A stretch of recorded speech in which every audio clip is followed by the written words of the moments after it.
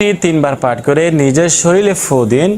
ইনশাল্লাহ ওই ব্যক্তি, যে ব্যক্তি আপনাকে ছেড়ে দূরে চলে গিয়েছে, ওই ব্যক্তি পাগলের মতো ছুটে আসবে আপনার কাছে ফিরে আসতে বাধ্য হবে, যে ছটপট করবে কখন আপনার কাছে ফিরে আসবে।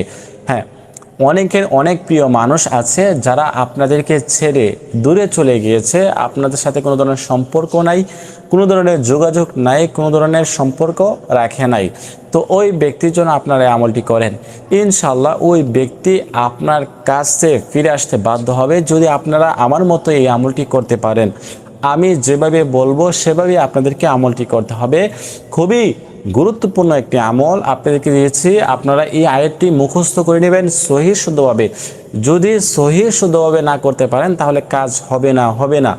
আপনাদেরকে অবশ্যই সহিহ শুদ্ধভাবে এই আয়াতটি আগে শিখে নিতে হবে, তারপরে আপনারা এই আমলটি কিভাবে করবেন, কখন করবেন, সেগুলো ইনশাআল্লাহ শিখে নিতে হবে। আর যারা এই আমলটি করতে চান তারা অবশ্যই আমাকে কমেন্ট করবেন।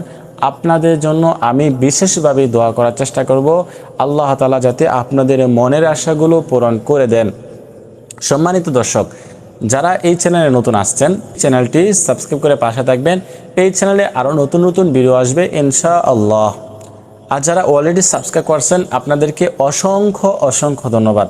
সম্মানিত দর্শক, তো আমরা এরকম একটি আমল সম্পর্কে জানতে চলেছি। সেই আমলটি খুবই সহজ, খুবই গুরুত্বপূর্ণ।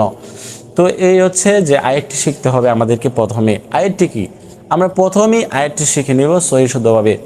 তো আয়াতটি হচ্ছে ওয়ালকাইতু আলাইকা মাহাব্বাতাম মিন্নি, ওয়ালকাইতু আলাইকা মাহাব্বাতাম মিন্নি, ওয়ালকাইতু আলাইকা মাহাব্বাতাম মিন্নি, ওয়ালকাইতু আলাইকা মাহাব্বাতাম মিন্নি। হ্যাঁ, সহিহ শুদ্ধভাবে আগে শিখে নেন। ওয়ালকাইতু আলাইকা মাহাব্বাতাম মিন্নি, খুবই ছোট একটি আয়াত। ওয়ালকাইতু আলাইকা মাহাব্বাতাম মিন্নি, কোরআন শরীফের সূরা তোহার 39 নং আয়াত এটি।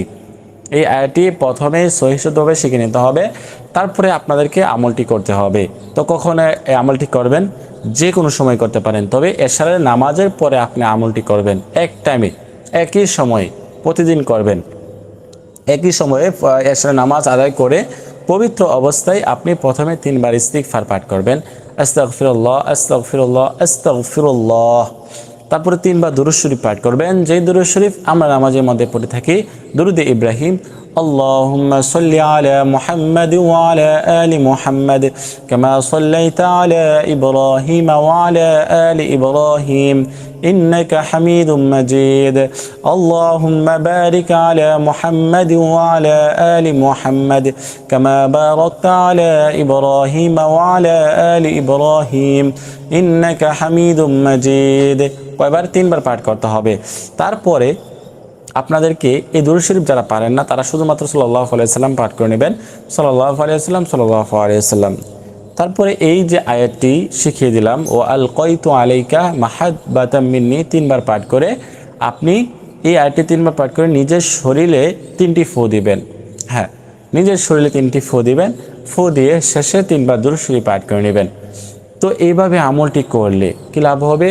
ওই ব্যক্তি, যে ব্যক্তি আপনাকে ছেড়ে দূরে চলে গিয়েছে, ওই ব্যক্তি আপনার কাছে ফিরে আসতে বাধ্য হবে, আপনাকে প্রচুর ভালোবাসবে, আপনার কাছে ফিরে আসবে এবং আপনার বাধ্য হবে, আপনার বশ হবে ইনশাআল্লাহ।